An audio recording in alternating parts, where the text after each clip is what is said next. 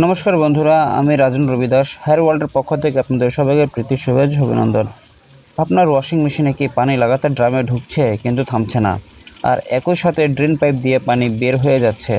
আজকে ভিডিওতে আমি দেখাবো এই সমস্যার রিয়েল কারণ আর শতভাগ কিভাবে আপনি সলিউশন দিতে পারবেন। এই সমস্যা সাধারণত দেখা যায় মেশিন অন করলে ইনলেট ভালভ দিয়ে পানি আসতে থাকে, কিন্তু ড্রাম ফুল হয় না, কারণ পানি ড্রেন লাইনে সাথে সাথেই বের হয়ে যায়।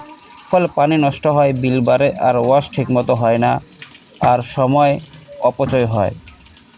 মেন রিজন এবং কারণগুলো কী কী রয়েছে আগে সেটা জানবো। ড্রেন মোটর স্টাক বা ফেল। ড্রেন মোটর আটকে গেলে ড্রেন ভালভ সবসময় খোলা থাকে। Pressure switch, water level sensor problem. মেশিনে বুঝতেই পারে না যে ড্রামে পানি ভরে গেছে, অথবা ড্রামে পানি ভরছেই না। ওয়ারিং কন্ট্রোল ইস্যু, এটা খুবই রেয়ার কেস। ড্রেন মোটর সবসময় পাওয়ার পাচ্ছে কিন্তু মেশিন চলছে না, বা ড্রামে পানি ঢুকছে কিন্তু ড্রাম ভরছে না এবং তার কার্যক্রম করতে পারছে না। মেশিনে পানি ঢোকার সময় দেখুন ড্রেন পাইপ দিয়ে একই সাথে পানি বের হয়ে যাচ্ছে। যদি হয় তাহলে 90% কেসে ড্রেন মোটর সমস্যা, এমনটা দেখা যায়। ড্রেন মোটর খুলে দেখুন ময়লা, চুল, সাবান জমে আছে কিনা, কয়েন, এইসব ধরনের পয়সা এর ভিতরে আটকে যায়, যার ফলে ড্রেন লাইন দিয়ে পানি লাগাতার বেরোতে থাকে।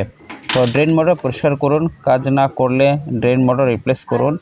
প্রেসার সুইচ পাইপ ব্লক থাকলে ক্লিয়ার করতে হবে, অপ্রয়োজনীয় পার্টস চেঞ্জ করবেন না। এই ধরনের সমস্যা হলে আপনার পানি অপচয় হয়, ওয়াশ ঠিকমতো হয় না, বোর্ড ড্যামেজ হতে পারে।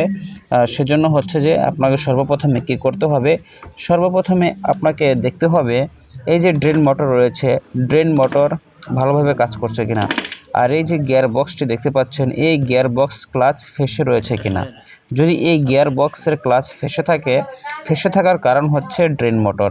যদি ড্রেন মোটর পর্যাপ্ত পরিমাণে ওয়াটার সিল ভাল্বকে সে যদি ক্লোজ এবং ওপেন না করতে পারে, তাহলে কিন্তু এই সমস্যাটা হয়ে যাবে। এই মেশিনে কী সমস্যা রয়েছে সেটি আমরা একে একে দেখব এবং তার বিস্তারিত সমাধান দেওয়ার চেষ্টা করব। তো সর্বপ্রথমে দেখুন এই যে রয়েছে ড্রেন মোটরটি, ড্রেন মোটর ফেসে গিয়েছে। ড্রেন মোটর ফেসে যাওয়ার কারণে ওয়াটার সিল ভাল্ব যেটি রয়েছে সেটি কিন্তু পর্যাপ্ত পরিমাণে এখানে ক্লোজ হচ্ছে না। ক্লোজ না হওয়ার কারণে কিন্তু ড্রাম দিয়ে পানি বেরিয়ে যাচ্ছে।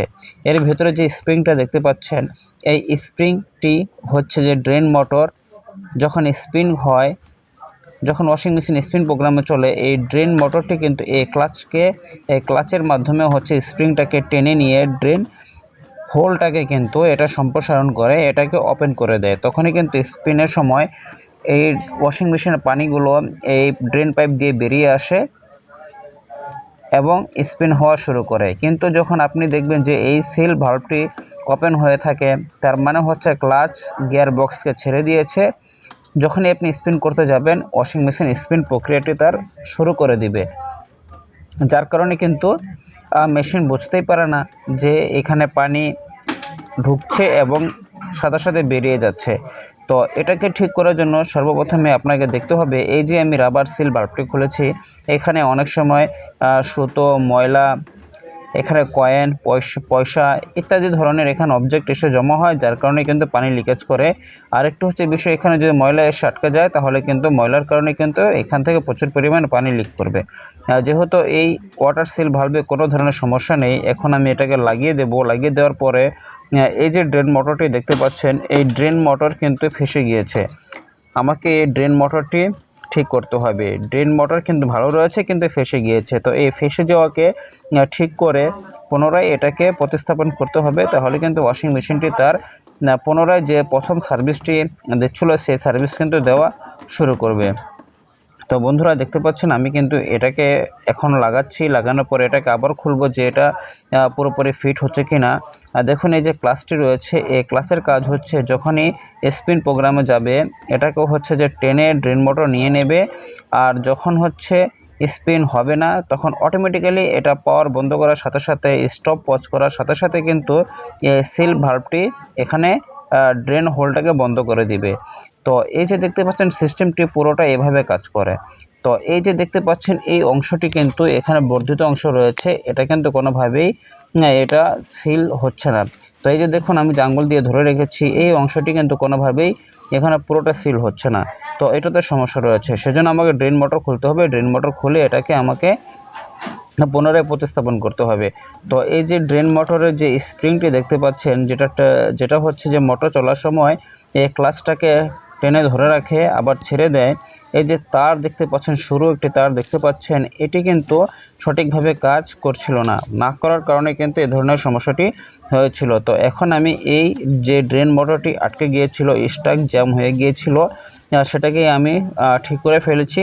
তো এখন আমি মেশিনটাকে ফিটিং করে চালানোর পর দেখাবো যে মেশিনটি ঠিক হয়েছে কিনা। তো বন্ধুরা, এরকম আরও ভালো ভালো ভিডিও পেতে আমার চ্যানেলের সাথে যুক্ত থাকবেন। আরও বেশি বেশি করে বন্ধুদের সাথে ভিডিওগুলো শেয়ার করে দিবেন।